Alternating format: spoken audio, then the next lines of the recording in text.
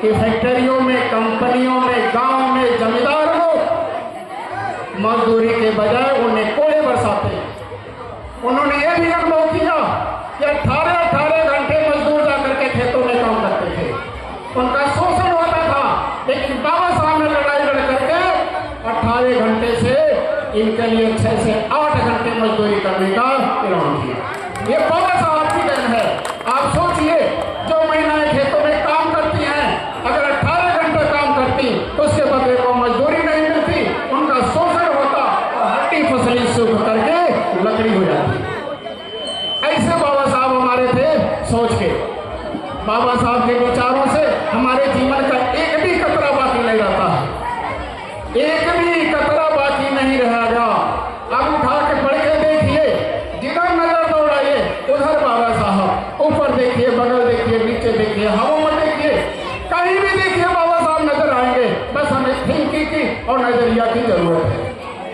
तो प्यारे साथियों, इस तरह से जब संविधान सभा का जब गठन होता है, बाबा साहब के लिए दरवाजे तो बंद थे अंदर, लेकिन पश्चिम बंगाल में कुछ साथी जानते होंगे, उस समय यह नियम बनाया गया था कि जिस क्षेत्र की आबादी में अगर 52% अगर हिंदू होंगे, 52% अगर हिंदू होंगे तो बाबा साहब वहां से चुनाव लड़ करके जाएंगे। तो वहां रहे साल में 52% थी, खुलना में 48% थी। लेकिन जब देखा कि बाबा साहब यहां से विजय होने वाले हैं, तो वहां से मनुवादियों ने क्या किया, तो 52% वाली आबादी को पाकिस्तान में मिला दिया और 48% वाली आबादी को अपने हिंदुस्तान में रहने दिया। कितनी सोची समझी रणनीति थी कि बाबा साहब का नया बहुमत मिलेगा, न संविधान सभा में बाबा साहब जाएंगे, न अपनी बात रखेंगे और न तो इनकी बातों को लिखेंगे। समय कम दे रहे हैं, समय है नहीं, वास्तव में समय ज्यादा हो गया है। मैं लास्ट में यही कहूंगा,